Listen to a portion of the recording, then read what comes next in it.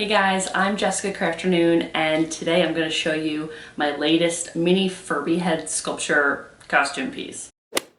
I'm making a miniature Furby head for an influencer by the name of Rich Lux. Looks a little creepy, I haven't glued the face on yet, but this is sort of a satin material that I've covered it in. Ears, they are Velcro, and this time I actually used a sewing machine to put the fabric on the ears. Here's the back. Something is different about this one. I have cut a hole out here for the mouth. I find that kind of your line of vision, it's like right here. So it might be a little bit safer for people to wear this with two spots to look through. This will look a lot less terrifying and demonic once I glue the face on. I have this area painted black so that anything that's cardboard just falls into the shadows, so it can look as plastic as possible. My original thought was that I wanted to mail this out with just this white base and the face on it, but I think I'd like to finish the job. I thought it would be cool that it could be blue one way and purple another. I started cutting this apart to put it around the ears. I started sewing it by hand and it just became apparent that it would take forever. I don't really have enough time. I don't want to sew this through the machine. I cut these edges with scissors and I thought glitter was bad, but there are like little shards of sequins all up in my carpet right now. This was my first design idea and I might come back around to it at some point. Last summer I made a purple Furby mini head like this with this purple fringe on top. So I purchased this, but the color doesn't quite match. Okay, you can't really see it on camera, but the fabric has more of a yellowiness to it, and this was just too stark white. Like I just didn't like how it looked. Maybe I'll do this in the future if I find a base fabric that matches. Something that was really fun about Disco Furby is that just the way that it catches the light is so crazy. Like just having this in my house is literally such a joy. I keep it in this window and kind of mid-morning when the light hits it, it's just like disco reflections all over the place. I wanted to combine the sparkliness of Disco Furby with the motion and the windswept feel of Big Tinsel or the purple Furby. So what I did was I bought a couple yards of these dripping rhinestones. This way, when it's being worn, there's like this showgirl movement to it. So what I'm planning to do is do a patch of like this fluffy feather stuff on the top. I might take it all the way down the back and then I'm gonna put rows of the dripping crystals on top. If you end up making your own for Halloween or end up using any of my strategies, just tag me. I would love to see what you've come up with. I do want to be really real. These are more of a costume piece than a wearable. I honestly do not think it's very safe to wear these for long periods of time. It's mostly a prop to be photographed in and I wouldn't suggest wearing it for a long time. Over the last few months, I've made all the pieces. I have two different sets of eyes. I've got face plates, noses, I got the mouth, I've got the dripping rhinestone embellishments. I just have to glue this together and then it's done. And then I need to take a bunch of pictures. And then I need to make a custom box and put it in the mail. I'm gonna get gluing this thing together. Okay, glued her eyes on. The patient has had a face implant. She has received a mouth. Isn't it pretty? This, I don't know what the hell happened over here, but this is gorgeous. Gonna glue the nose on now. Rhinoplasty time, goodbye. The nose has been applied. When I make these costumes, you would be surprised how much bigger the shipping box has to be because of these eyelashes. What I did was I cut Velcro with these scalloped pinking shears. I'm gonna put the hard stuff down and the fluffy stuff onto the eyelid. Oh, it's not like it's hot glue. It's not gonna dry. To put it on, you kind of open it so it connects in the middle. Wait, oh, I don't know. I guess you just throw it down. I guess throwing it down is fine. Oh my God. Yep, nailed it. There you go. Nice. So I actually read that Velcro is called a hook and eye closure because this, like at a microscopic level, these are little hooks and these are little eyes that it loops onto. This is the prettiest face I have ever made on a mini. I'm just over the moon. She's gorgeous. Like I put a little tongue in. I don't know exactly how much I have left in here. I'm hoping I have a crap load. So all right, I'm gonna see. Oh, there's gonna be plenty. Like this. I think it should come down like this.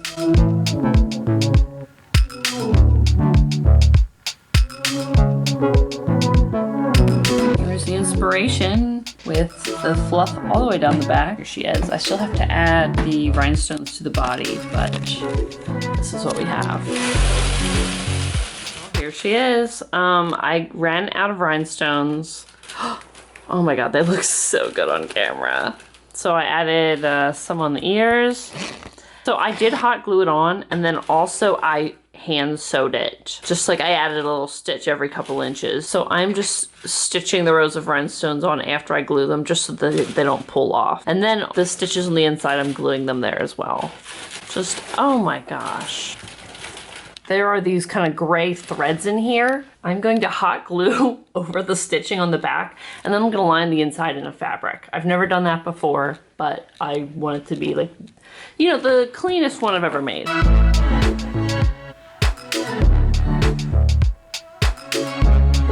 You would really be surprised how much time I spend on the floor with a box cutter making custom boxes for these things. Step, whatever, cut down a moving box to regulation Furby size while you wait for the rest of the rhinestones to show up in the mail.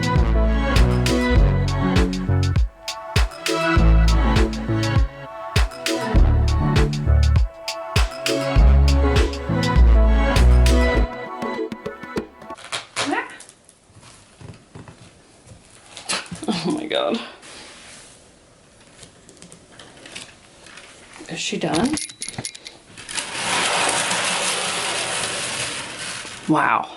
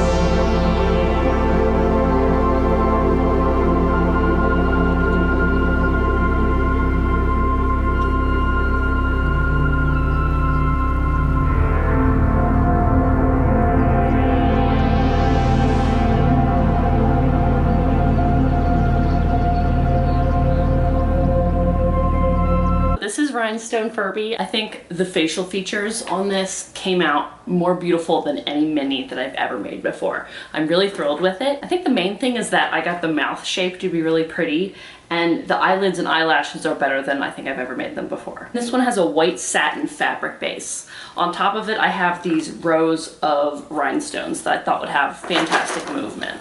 Movement and sparkle. We've got this feather stuff up the back. I also did something that I've never done before on the inside. So I actually lined it. The lining in here is literally a deconstructed Tommy Hilfiger men's shirt. So I took the button edge along the bottom here, so it would be finished. There's actually a pocket in here, as well as there is this helmet structure inside to put it on your. There's also a hole here in the mouth. Here's the inside.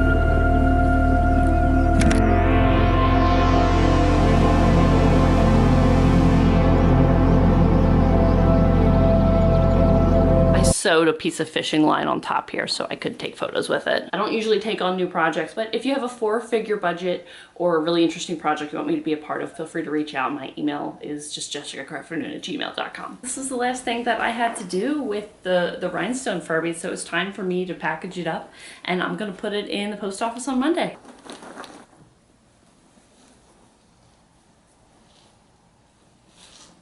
She kind of looks like a bird.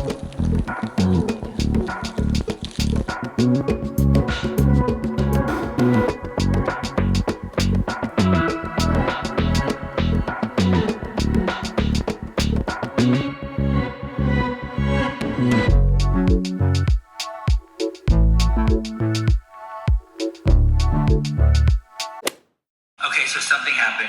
I got a box. Guys, I'm excited. I've been waiting on this for over 6 months. I'm finally gonna open it. So, here we go.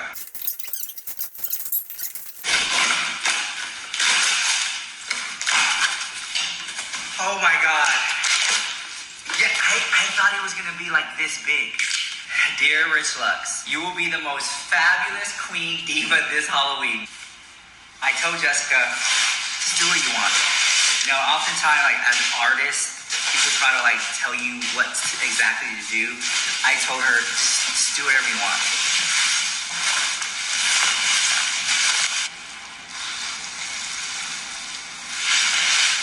Okay, I'm gonna tag her because this is my dream come true. Oh my god, I love it so much, guys. Are you serious? I'm gonna be a Furby for Halloween, guys. Seriously, guys, this is all handcrafted. She made this by hand, from scratch. You cannot buy this in the store. Thank you so much, Jessica. I have it right here. Only an artist such as myself and an artist like Jessica really can understand the detail that goes into something like this.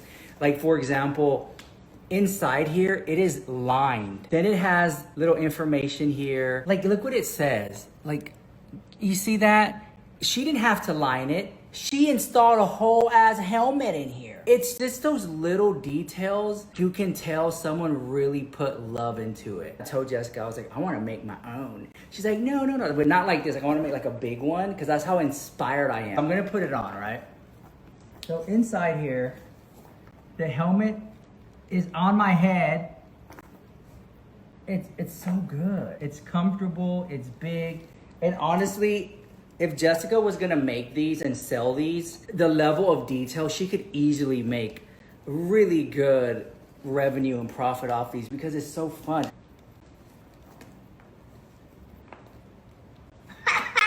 This makes me so happy.